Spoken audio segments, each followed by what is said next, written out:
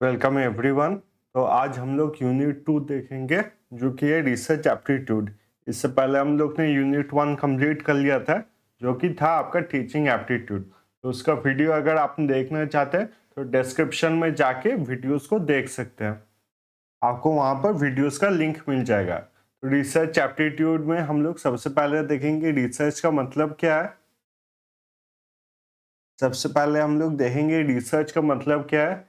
Characteristics of research, positivism, post positivism, इनका मतलब क्या है। डिस्क्रिप्टिव रिसर्च के बारे में पढ़ेंगे और एक्सपेरिमेंटल रिसर्च के बारे में पढ़ेंगे। इन दोनों रिसर्च और उनके टाइप्स के बारे में पढ़ेंगे और बाकी जो टाइप्स है वो अगले वीडियो में देखेंगे हम लोग। तो अगर आप ये जो वीडियो दिखा रहे हैं उसका पीडीएफ डाउनलोड करना चाहते हैं तो डिस्क्रिप्शन में जाके आप पीडीएफ डाउनलोड कर सकते हैं। तो स्टार्ट करते हैं चैप्टर। सबसे पहले हम लोग रिसर्च का मतलब समझेंगे। तो रिसर्च जो वर्ड है वो दो चीजों से बना है। पहला है री और दूसरा है आपका सर्च। तो दो चीजों से बना है, री और सर्च। री का मतलब क्या है, किसी चीज को दोबारा करना। और सर्च का मतलब क्या है, किसी चीज को खोजना। तो रिसर्च का मतलब यही है जो चीज पहले से प्रेजेंट है उसके बारे में और भी नॉलेज अटेन करना और भी नॉलेज गेन करना। तो अगर रिसर्च की बात की जाए तो रिसर्च मेनली आपके दो टाइप्स के होते हैं। हम लोग बहुत सारे टाइप्स के रिसर्च पढ़ेंगे पर उन्हें मेनली आप दो हिस्सों में डिवाइड कर सकते हो। दो हिस्सों में डिवाइड कर सकते हो। एक है आपका बेसिक रिसर्च और दूसरा है आपका अप्लाइड रिसर्च।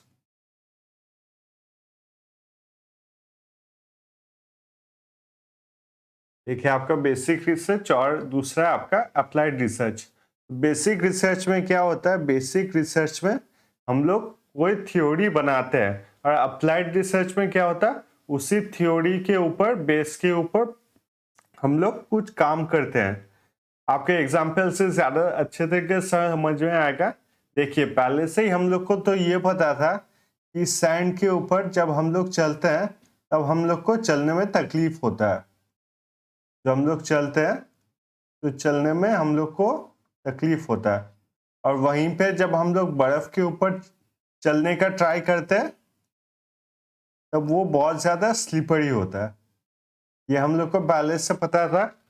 इस नॉलेज में से क्या निकाला गया, बेसिक रिसर्च करके फ्रिक्शन का थ्योरी निकाला गया।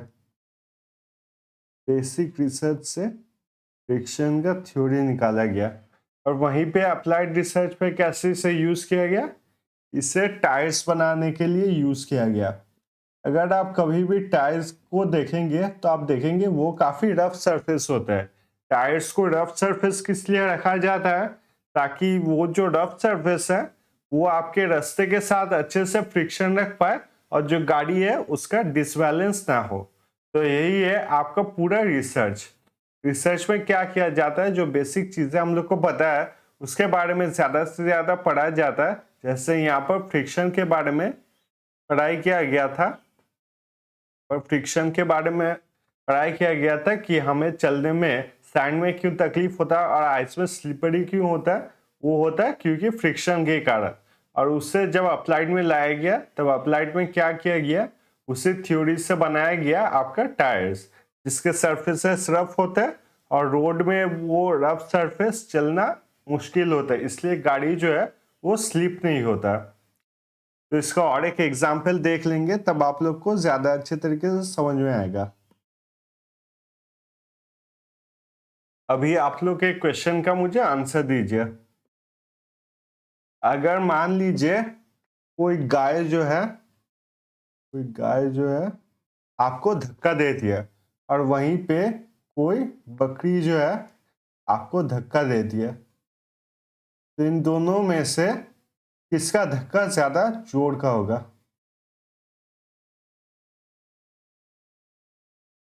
आप लोग क्वेश्चन समझ में आ गया। एक गाय जो है, गाय आके आपको धक्का दे दिया और दूसरे तरफ एक दूसरे टाइम पे एक जो बकरी है वो आके आपको धक्का देती है, तो किसका धक्का ज्यादा जोरदार होगा?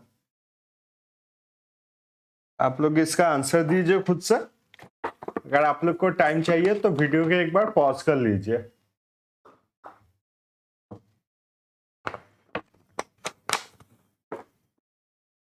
तो इसका तो बड़ा ऑब्वियस आंसर है, किसका धक्का ज्यादा जोरदार होगा? वो धक्का ज्यादा जोरदार होगा आपका गाय का। क्यों? अब ये आता है रिसर्च में। रिसर्च में जैसा मैंने बताया था कि दो तरीके के रिसर्च होते हैं, एक होता है आपका बेसिक और दूसरा है आपका अप्लाइड।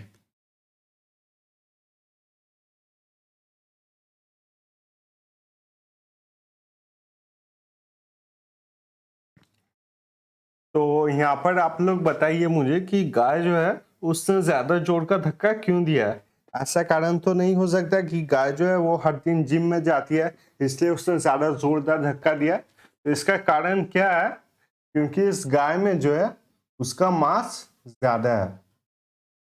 मास मतलब आप समझ सकते हो कि उसका वेट जो है गाय का ज्यादा है, और इसीलिए गाय जो है, गाय ने जब धक्का दिया तो उसका धक्का ज्यादा जोरदार लगा। तो इससे क्या एक फॉर्मूला बनाता है, F equals to M A. F equals to M A. F में क्या है? पे हम लोग का फोर्स। M क्या है? M है हम लोग का मास, और A क्या है? हम लोग का एक्सेलरेशन।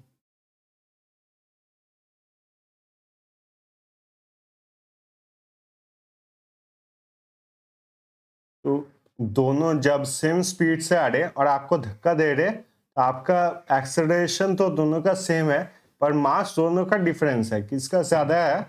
तो यहाँ पर गाय का आपका मास ज्यादा है इसलिए उसका फोर्स ज्यादा है, और इसलिए उसका फोर्स ज्यादा जोर से धक्का मारा। तो ये हम लोग का बेसिक जो है वो हम लोग को पता है। इससे अप्लाइड में हम लोग कैसे यूज करेंगे? अप्लाइड में हम लोग यूज करते हैं फॉर स्पीड लिमिट्स।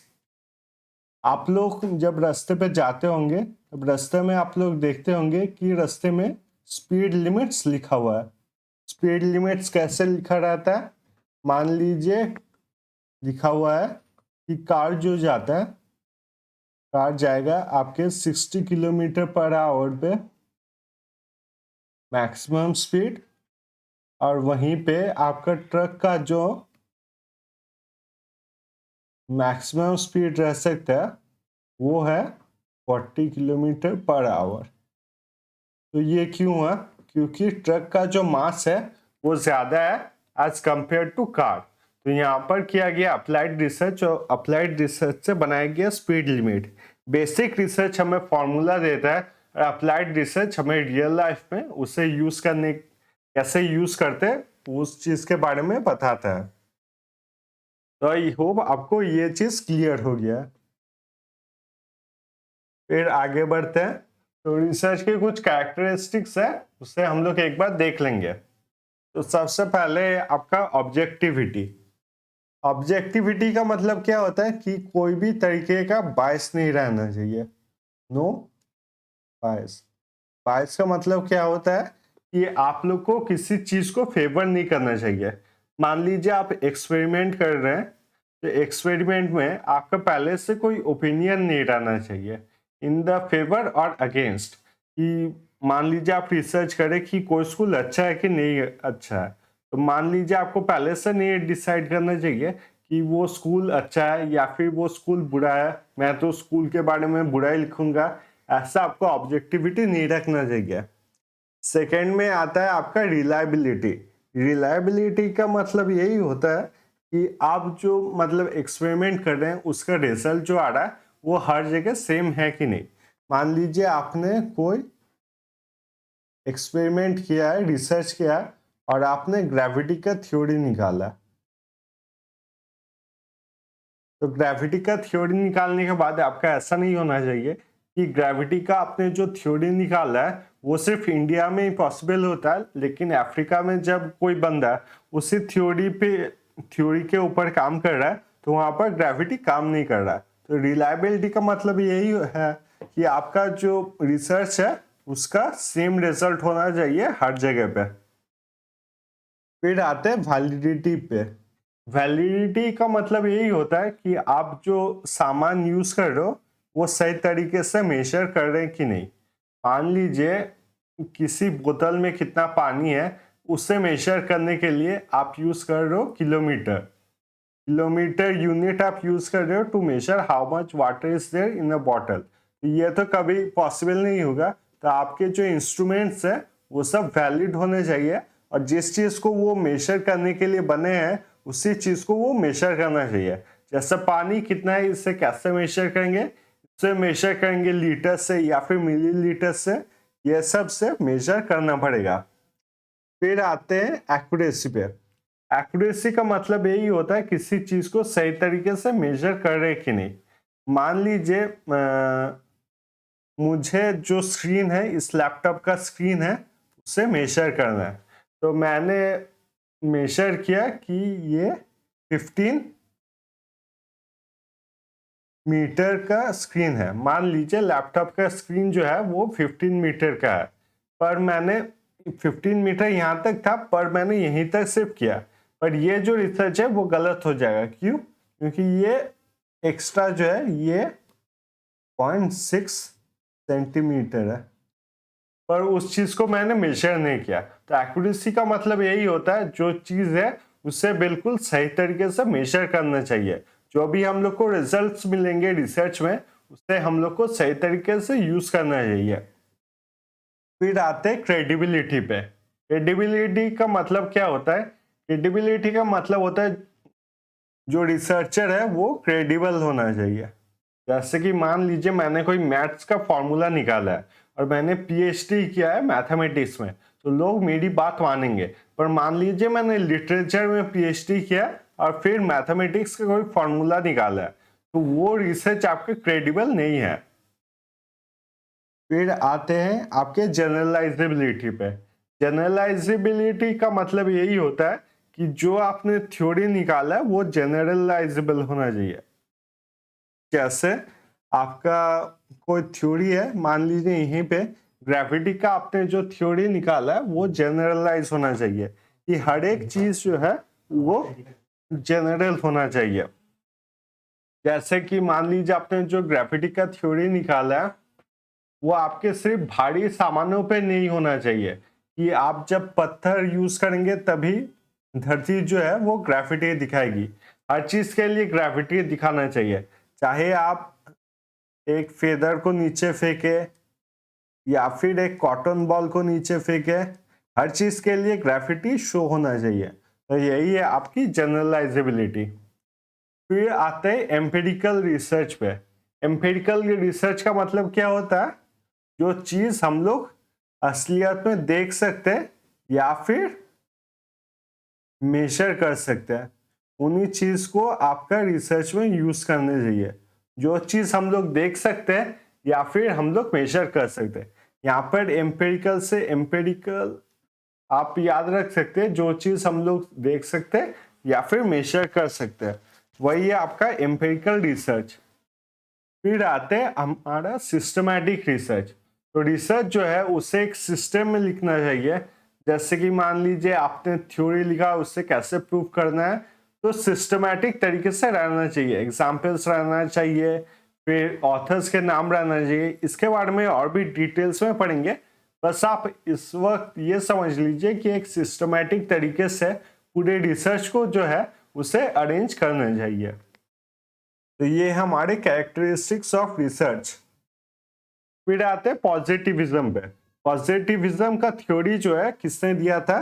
तो फिर रिसर्चर ऑगस्टे कॉम्टे। तो ऑगस्टे कॉम्टे ने जब ये रिसर्च का थ्योरी दिया था पॉजिटिविज्म, पॉजिटिविज्म का मतलब क्या होता है? जो हम लोग एक्सपीरियंस कर सकते हैं, जो हम लोग देख सकते हैं, रियलिटी है, वही हम लोग का सच है। यही कहता है आपका पॉजिटिविज्म। जो चीज हम लोग मेजर कर सकते हैं, एक्सपीरियंस कर सकते हैं, अपने सामने देख सकते हैं, वही है आपका पॉजिटिविज्म। इस पॉजिटिविज्म थ्योरी में दो वर्ड्स आपको याद रखने हैं। पहला है आपका रैशनलिज्म।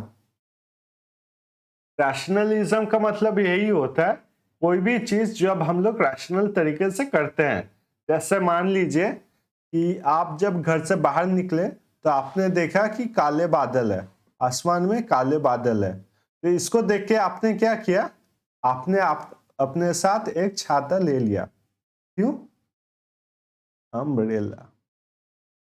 आपने अपने साथ एक छाता ले लिया है। ये क्यों लिया? क्योंकि जब आपने देखा कि आसमान में आपके काले बादल है तो आप समझ गए कि अब बारिश होने वाली है। तो बारिश से बचने के लिए आपने क्या किया, आपने एक छाता ले लिया। तो ये है आपका रैशनलिज्म। फिर आते हैं आपके एम्पिरिसिज्म से। एम्पेरिकल रिसर्च पहले ही पढ़ा था। एम्पेरिकल और एम्पिरिसिज्म सेम चीज है, जिसमें हम लोग जो देखते हैं या फिर मेजर कर सकते हैं वही आपका सच है, या फिर वही आपका सही है और बाकी सब कुछ जो है वो गलत है। फिर आते हैं पोस्ट पॉजिटिविज्म। पोस्ट पॉजिटिविज्म का जो थ्योरी है वो रिसर्चर कॉलिंस ने दिया था। उन्होंने ये कहा था जो हम लोग नहीं भी देख सकते हैं वो भी आपका सच हो सकता है, वो भी आपका सच है या फिर सच हो सकता है। मान लीजिए जो यूनिवर्स है,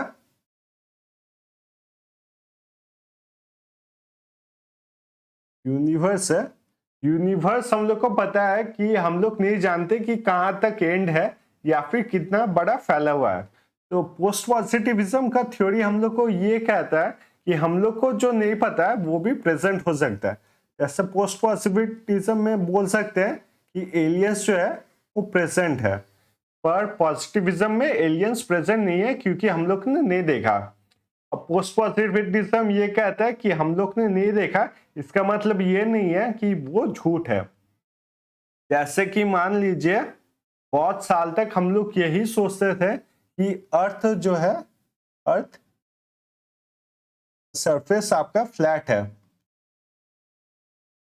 बहुत सालों तक इंसान ये सोचते थे कि पृथ्वी जो है वो फ्लैट सरफेस है, और अगर आप पृथ्वी के कोने पे चल के जाएंगे तो फिर उससे आगे बढ़ेंगे तो आप पृथ्वी से गिर जाएंगे। पर बहुत सालों बाद रिसर्चर्स से ये पता चला कि अर्थ जो है वो आपका राउंड है। तो यहाँ पर क्या है, अर्थ फ्लैट है जब हम लोग सोचते थे, वो क्या है, हम लोग पॉजिटिविज्म कि हम लोग जो चीज देख सकते या फिर मेजर कर सकते वही हम लोग को पॉजिटिविज्म बताया था। पर अर्थ उस टाइम भी राउंड था। ये थ्योरी क्या है, पोस्ट पॉजिटिविज्म, कि हम लोग नहीं देख सकते नहीं जान सकते, पर जो सच्चाई है वो हमेशा सच्चाई रहती है। फिर है आपका डिस्क्रिप्टिव रिसर्च। आई होप ये पोस्ट पॉजिटिविज्म और पोस्ट पॉजिटिविज्म आपका अच्छे से क्लियर हो गया है। इसको और एक एग्जांपल से समझते हैं।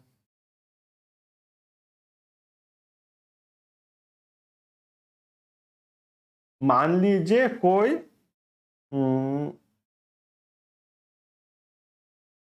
मान लीजिए कोई प्लांट है, कोई प्लांट है। तो प्लांट में जो है, प्लांट में प्लांट को पहले माना जाता था non living thing, non living thing. ये नॉन लिविंग थिंग क्यों माना जाता था? इसे नॉन लिविंग थिंग इसलिए माना जाता था क्योंकि ये मूव नहीं करता था, ये स्पीक नहीं करता था, बोलता नहीं था। इसलिए प्लांट को जो है उसे नॉन लिविंग थिंग माना जाता था। और ये क्या है, ये है आपका पॉजिटिविज्म। पॉजिटिविज्म,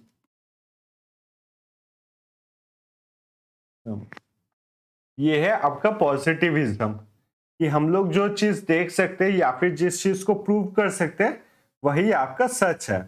पर बाद में रिसर्चर ने ये निकाला था कि प्लांट जो है वो हमारे तरह ही लिविंग बीइंग है। क्यों? क्योंकि ये अपना खाना खुद बनाते हैं। ये अपना खाना जो है ये खुद बनाते हैं। ये आपका सांस लेते हैं थ्रू स्टोमाटा, और ये पेन भी फील करते हैं। आप जब गाछ में से कोई पत्ता तोड़ते हो या फिर उसकी डाली तोड़ते हो तो ये पेन भी ये फील करता है। इसलिए प्लांट को बाद में लिविंग थिंग बोला गया था। तो ये थ्योरी क्या हो गया आपका? ये थ्योरी भी हो गया आपका पॉजिटिविज्म। पॉजिटिविज्म। तो यहाँ पर ये जो पॉजिटिविज्म है ये आपका एक साइड तो सही है, पर यहाँ पर प्लांट जो है ये तब भी, ऐसा तो नहीं है कि आज से 1000 साल पहले प्लांट्स का लाइफ नहीं था और अचानक से लाइफ आ गया। ये आपके प्लांट्स तब भी नॉन लिविंग नहीं, तब आपके लिविंग बीइंग थे। यही लिविंग बीइंग का थ्योरी कहता है आपका पोस्ट पॉजिटिविज्म, कि हम लोग जो चीज नहीं देख सकते वो भी आपका सच है। यही चीज हम लोग को कहता है post positivism. The things which you can not see and you can not prove are also true. I hope आपको डाउट पूरा क्लियर हो चुका। फिर देखेंगे आपका डिस्क्रिप्टिव रिसर्च। यहाँ पर सिर्फ 2 ही रिसर्च के टाइप्स पढ़ेंगे। पहला है आपका डिस्क्रिप्टिव रिसर्च। डिस्क्रिप्टिव रिसर्च आप नाम से ही समझ सकते हो, जब रिसर्च में किसी सिचुएशन के बारे में या किसी बात के बारे में आपका डिस्क्रिप्शन दिया जाता है तब उससे कहा जाता है डिस्क्रिप्टिव रिसर्च। डिस्क्रिप्टिव रिसर्च में 2 टाइप्स है, आपको याद रखने होंगे। पहला है आपका क्रॉस सेक्शनल स्टडी और दूसरा आपका longitudinal study. Cross sectional study में क्या होता है, मान लीजिए क्लास में 3 स्टूडेंट है, पहला है राम, श्याम और टॉम। राम को मिला है आपका 90 मार्क्स, सैम को मिला है आपका 80 मार्क्स और टॉम को मिला है आपका 70 मार्क्स। तो यहाँ पर हम लोग रिसर्च कर रहे हैं और रिसर्च में हम लोग को फाइंड आउट करना है क्रॉस सेक्शनल स्टडी में कि सैम का परफॉर्मेंस कैसा था। यहाँ पर हम लोग को देखना है कि सैम का परफॉर्मेंस कैसा था। तो सैम का अगर परफॉर्मेंस देखा जाए तो हम लोग देखेंगे कि सैम क्लास में सेकेंड आया है। सैम जो है क्लास में सेकेंड आया है। राम आपका फर्स्ट आया है, सेकेंड सैम और थर्ड आया है टॉम। यहाँ पर क्रॉस सेक्शनल स्टडी में क्या होता है, हम लोग एक ही टाइम पे बहुत जन का स्टडी करते हैं। मान लीजिए किसी पॉपुलेशन में कोई डिसीज क्यों हुआ है तो हम लोग एक ही साथ बहुत सारे पॉपुलेशन का पढ़ाई करते हैं और सेम टाइम पे रिजल्ट डिक्लेयर करते हैं। तो क्रॉस सेक्शनल स्टडी में क्या होता है, आपका सेम टाइम में रिसर्च किया जाता है। और वहीं पे हम लोग लॉन्गिट्यूडनल स्टडी में अगर देखेंगे कि सैम ने कैसा किया है तो उसमें क्या देखेंगे हम लोग, सैम का,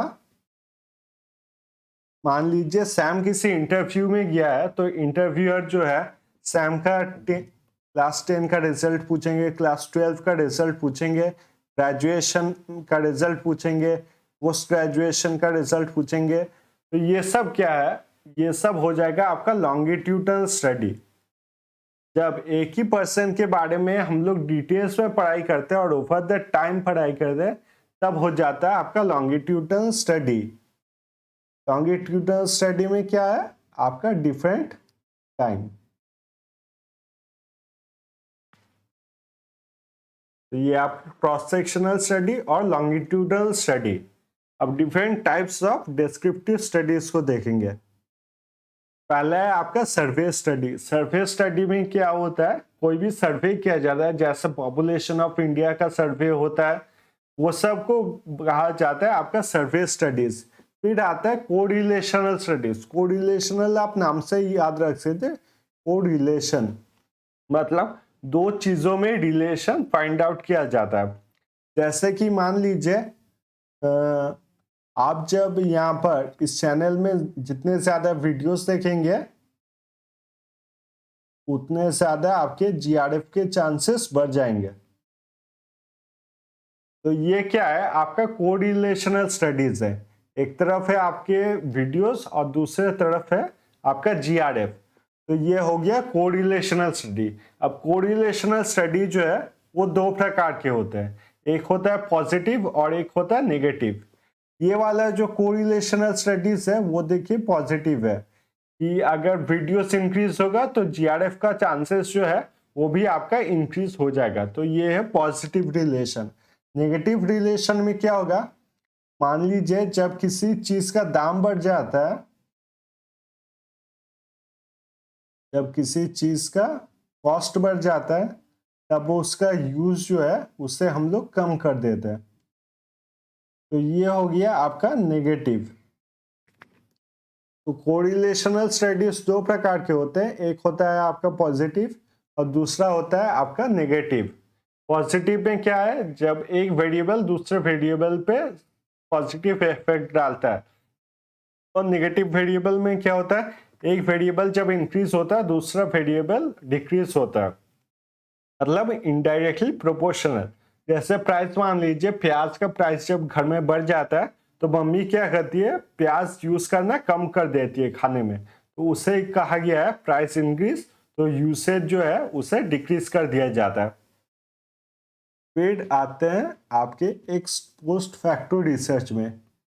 एक्स पोस्ट फैक्टो रिसर्च का मतलब क्या है, ये देखिए पोस्ट फैक्टो मतलब कोई फैक्ट या फिर इवेंट जो है जो कि हो गया उसके बाद कोई रिसर्च जब किया जाता है तब उससे कहा जाता है एक्स पोस्ट फैक्टो रिसर्च। तो इसका अगर एग्जाम्पल मान लेते हैं तो फिर अभी सिद्धू मूसेवाला पे जो गोली चली थी और उनको मारा गया था, तो उनके ऊपर अगर कोई रिसर्च करता है कि सिद्धू मूसेवाला को क्यों मारा गया था, उसी दिन क्यों मारा गया था, किसने एम किया था, इन सब के बारे में अगर कोई रिसर्च करता है तो वो एक्स पोस्ट फैक्टो रिसर्च हो जाएगा। क्यों, किसी एक पर्टिकुलर इवेंट में वो रिसर्च कर रहा है जो कि पहले से हो चुका है। फिर आते हैं हिस्टोरिकल रिसर्च। हिस्टोरिकल रिसर्च नाम से ही पता चल रहा है कि कोई हिस्टोरिकल इवेंट के ऊपर जब हम लोग रिसर्च करते हैं। जैसे कि मान लीजिए अभी जो काफी फेमस है वो है नेताजी आपके प्लेन क्रैश के बाद जिंदा थे कि नहीं। तो ये क्या हो जाएगा, हमारा हिस्टोरिकल रिसर्च हो जाएगा कि हिस्ट्री में ये काफी इंपॉर्टेंट इवेंट था और इस इवेंट के ऊपर जो नॉलेज गेन किया जाता है थ्रू रिसर्च, तो वो हो जाएगा आपका हिस्टोरिकल रिसर्च। फिर आते हैं हम लोग एनालिटिकल रिसर्च। एनालिटिकल रिसर्च का मतलब क्या होता है, एनालिटिकल रिसर्च का मतलब होता है कोई भी सिचुएशन देख के जब उसे एनालाइज किया जाता है और फिर एक थ्योरी बनाया जाता है, उसे कहा जाता है आपका एनालिटिकल रिसर्च। एनालिटिकल रिसर्च आपको एग्जाम्पल दूं तो ज्यादा अच्छी तरीके से समझ में आएगा आपको। मान लीजिए कोई फार्मर है, यहाँ पर कोई फार्मर है और वो अपने राइस ग्रो करना चाहता है, अपने खेत में राइस ग्रो करना चाहता है। तो वो क्या करेगा, कुछ राइस के फील्ड रखेगा। मान लीजिए ये पहला राइस फील्ड है 1, ये दूसरा राइस फील्ड 2, ये तीसरा राइस फील्ड है 3 और ये चौथा राइस फील्ड है 4। तो अपने खेत को जो वो है 4 हिस्सों में इक्वली डिवाइड किया है उसने, और उसके बाद अपने खेतों में अलग अलग तरीके से पानी दिया है समझने के लिए कि चावल को कितने पानी चाहिए। तो पहले खेत में उसने क्या किया, उसने पूरा खेत में पानी से भर दिया, और दूसरे खेत में क्या किया, दूसरे खेत में उसने कोई पानी नहीं दिया, तीसरा खेत उसने भी पानी नहीं दिया, सूखा रख दिया, और चौथे खेत में क्या किया, चौथे खेत में भी पानी से भर दिया।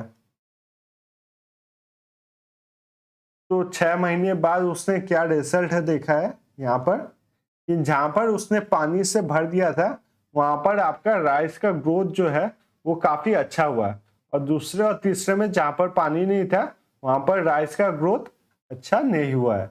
इससे उसे क्या समझ में आ गया कि जहां पर आपका पानी रहेगा वहां पर राइस का ग्रोथ अच्छा होता है। तो इसलिए उसने क्या किया, अपने पूरे खेत को पानी से भर दिया और उसके ऊपर राइस ग्रो करना स्टार्ट किया। तो ये क्या है, ये है आपका एनालिटिकल रिसर्च। फिर लास्ट में आएंगे हम लोग एक्सप्लोरेटरी रिसर्च। एक्सप्लोरेटरी रिसर्च का मतलब क्या होता है, जब भी हम लोग कोई रिसर्च स्टार्ट करना चाहते हैं उससे पहले किया जाता है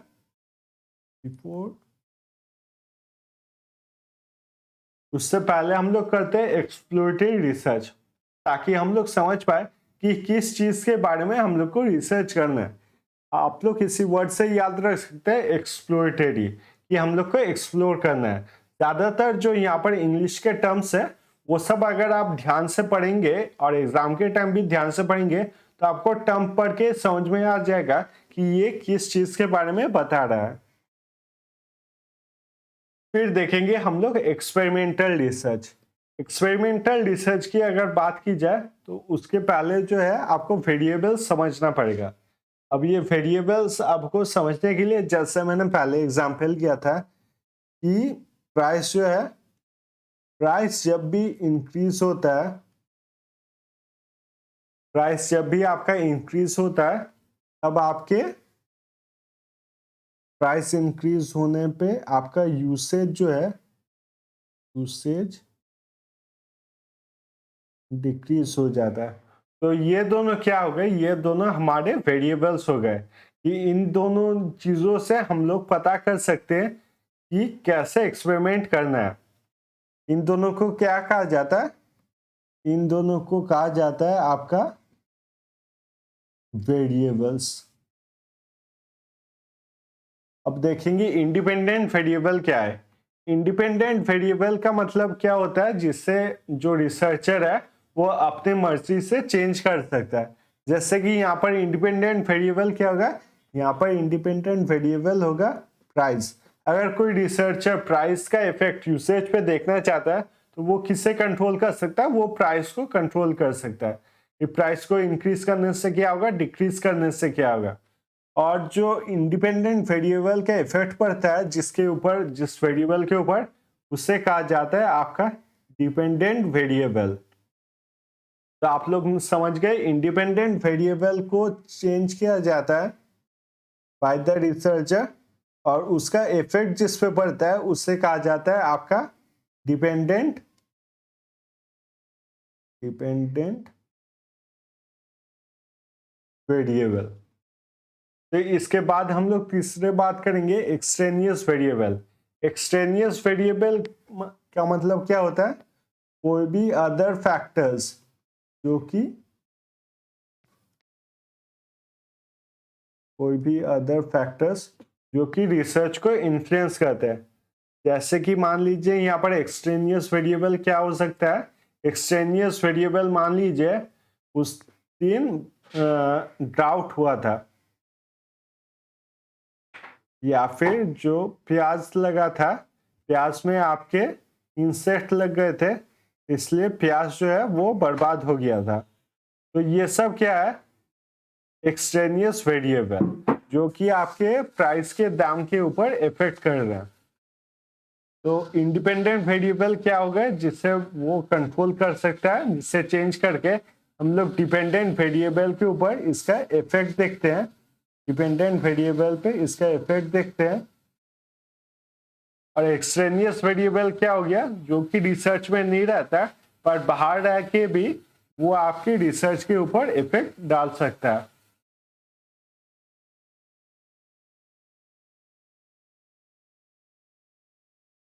उसके बाद देखेंगे हम लोग एक्सपेरिमेंटल रिसर्च।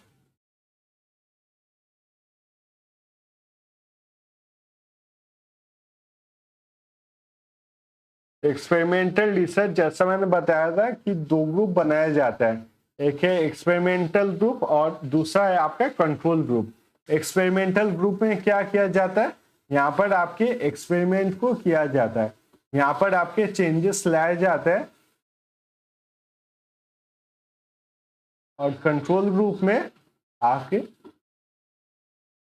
कोई भी चेंज नहीं लाए। तो एक्सपेरिमेंटल ग्रुप में क्या होता है, मान लीजिए कोरोना वैक्सीन इफेक्टिव है कि नहीं, उसका हम लोग को एक्सपेरिमेंट करना है, देखना है कि वो इफेक्ट करता है कि नहीं। तो फिर हम लोग को मान लीजिए 50 जन का एक पॉपुलेशन मिला, उसे दो ग्रुप में हम लोग ने डिवाइड कर लिया, एक है 25 और दूसरा भी है आपका 25। तो 25-25 करके हमारे पास दो ग्रुप हो गए। एक्सपेरिमेंटल ग्रुप में क्या करेंगे हम लोग, एक्सपेरिमेंटल ग्रुप में जो 25 जन है उनको असलियत में मेडिसिन देंगे,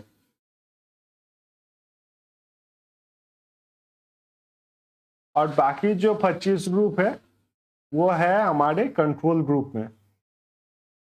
तो कंट्रोल ग्रुप में हमारे जो लोग हैं उन पे क्या करेंगे, हम लोग मेडिसिन नहीं देंगे और उन्हें कोई स्वीट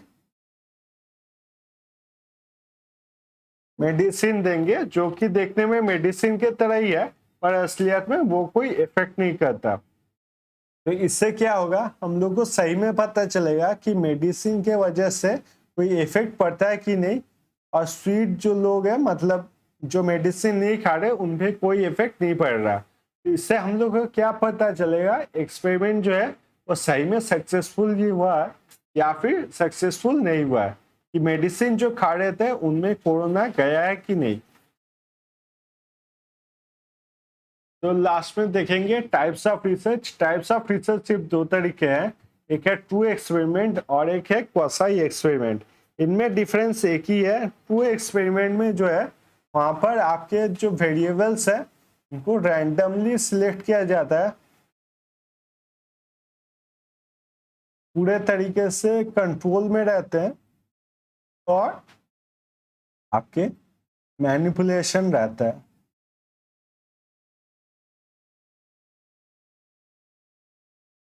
तो हर एक टर्म को एक एक करके समझेंगे। तो रैंडमली सिलेक्ट का मतलब क्या होता है, रैंडमली सिलेक्ट मान लीजिए 50 जन जो है उनमें से रैंडमली आपने 25 जन को सिलेक्ट कर लिया। रैंडमली का मतलब वही होता है कि आपने 25 जन को रैंडमली का मतलब आप क्या बताएं, मतलब आपने अपने मर्जी से नहीं, रैंडमली सिलेक्ट कर लिया। रैंडमली का कोई मतलब नहीं होता है, बस आप समझ लीजिए कि रैंडम तरीके से जब हम पॉपुलेशन से सिलेक्ट करते हैं उसे कहा जाता है रैंडम सिलेक्शन। कंट्रोल का यही मतलब होता है, कंट्रोल है कि आप कोई भी एक्सट्रेनियस जो वेरिएबल है, जो हम लोग ने पहले ही पढ़ा था, एक्सट्रेनियस वेरिएबल जो कि आपके एक्सपेरिमेंट में नहीं रहता है, उन्हें आप अंदर आने नहीं देते, आपका एक्सपेरिमेंट के ऊपर पूरे तरीके से कंट्रोल रहता है। और मैनिपुलेशन का मतलब क्या होता है, मैनिपुलेशन का मतलब होता है कि आप अपने मर्जी से इंडिपेंडेंट वेरिएबल जो है उस पे मैनिपुलेट करते हो, ताकि देखने के लिए कि डिपेंडेंट वेरिएबल पे क्या इफेक्ट होता है। जब इन तीनों क्राइटेरिया को रैंडमली सैंपल को सिलेक्ट करते हैं, कंट्रोल रखते हैं और अपने मर्जी से मैनिपुलेट करते हैं, तब उससे कहा जाता है आपका ट्रू एक्सपेरिमेंट। और क्वासी एक्सपेरिमेंट क्या होता है, जब हम लोग जो सैंपल है उन्हें नॉन रैंडम तरीके से सिलेक्ट करते हैं। तो नॉन रैंडम तरीके से सिलेक्ट करने का मतलब क्या होता है, हम लोग अपने चॉइस से उसको सिलेक्ट करते हैं। मान लीजिए आपको दिखाना है कि आपने जो ड्रग बनाया है वो मतलब काम का है, that is very good for everyone. तो आप क्या करोगे, आप सिर्फ ऐसे ही लोगों को चूज करोगे जो कि काफी हेल्दी है।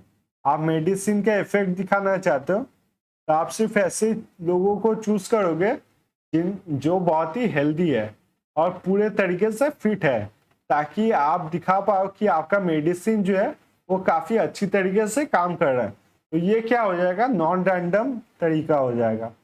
या फिर मान लीजिए आप एक स्कूल में गए और स्कूल में आप दिखाना चाहते हो कि टीचर जो है वो टीचर एकदम बिल्कुल अच्छे तरीके से पढ़ाई नहीं करवाते, तो टीचर का इफेक्ट आप दिखाना चाहते हैं स्टूडेंट्स पे। तो आपने जानबूझ के क्या किया है, ऐसे बच्चों को सिलेक्ट किया जो कि पढ़ाई में बिल्कुल ध्यान नहीं देते और उनको पढ़ाई में बिल्कुल भी मन नहीं लगता। तो फिर आप जो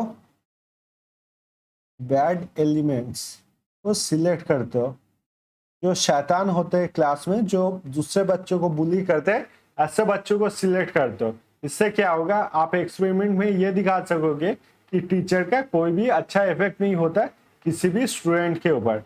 तो नॉन रैंडम का मतलब यही होता है जब एक्सपेरिमेंटर जो है या फिर रिसर्चर जो है वो अपनी मर्जी से स्टूडेंट्स या फिर सैंपल को सिलेक्ट करता है आउट ऑफ द पॉपुलेशन। तो आज का वीडियो यहीं तक था, और अगले वीडियो पार्ट 2 में हम लोग रिसर्च एप्टीट्यूड में और भी जो रिसर्च है, रिसर्च के टाइप्स है, उनके बारे में देखेंगे। तो आई होप आपको ये वीडियो अच्छा लगा है, और ये वीडियो देखने के लिए थैंक यू सो मच।